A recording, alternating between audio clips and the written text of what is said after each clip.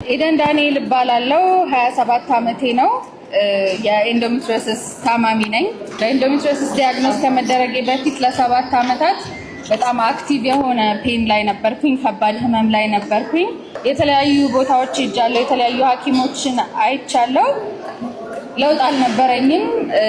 ከዛ ግን ሁለት ሐኪሞችን ማመስገን ፈልጋለሁ ላንሴት ካሉ ማለት ነው ዶክተር ግርማይ ታምራትና ዶክተር አቤል ሽፈራውን በጣም ማመስገን ፈልጋለሁ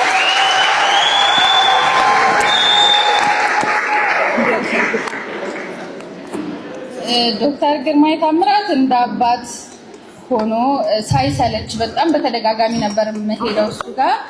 ሳይሰለች በቃ ትክክለኛውን ሐኪም እንዳገኝ የተለያዩ ሐኪሞች ጋር ይልከኝ ነበር እና በጣም አመሰግናለሁ ለዛ እሱ ከላኩኝ ሐኪሞች አንዱ ዶክተር አቤል ሽፈራው ነው ዶክተር አቤል እንደምታውቁት ኮሎሬክታል ሰርጅን ነው ጋይናኮሎጂስት አይደለም እንደዛም ሆኖ ግን ሲምፕተሞቼን ስነግረው ወደ ኢንዶሜትሪዮሲስ የሚጠጋ ነው ሲምፕተምሽና ለማንኛውም ኮሎስቶሚ ይሰራልኝ ነበርና ያኔ ስንሰራሽ በዛው ቼክ እናድርግሽ ያው አንስቴዥያ ላይ መሆንሽ ስለማይቀራለኝ አላመንኩም ነበር እኔ ኢንዶሜትሪዮሲስ ይሆናል ብዬ ግን እሺ አልኩት ቼክ ተደረኩኝ እውነትም ላፓራስኮፒክ ሰርጀሪ ተሰርቶልኝ ናሙና ተወስዶ ባዮፕሲ ተሰርቶ ማለት ነው ኢንዶሜትሪዮሲስ እንደሆነ ታወቀ እና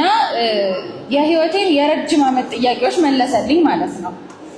እና በዛ ምክንያት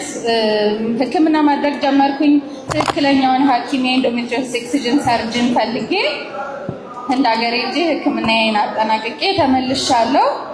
ኮሎስቶሚ በሰርጀሪ ምክንያት ትንሽ ችግር ነበረበት ድጋሚም አሁን ዶክተር አቤል አስተካክሎልኛል በቆየሁበት ጊዜ ሁሉ ላንሴት በጣም ስታፎቹ ሁሉም ሐኪሞች አንስቴዥያ ላይ ነርሶች ሪሴፕሽን ሁሉንም በጣም አመሰግናለሁ ፊታችሁ ደስ የሚል ነው ስለተንከባከባችሁኝ በጥሩ ስለያዛችሁኝ በጣም አመሰግናለሁ በዚሁ ቀጥሉበት ላንሴት አጠቃላይ ሆስፒታል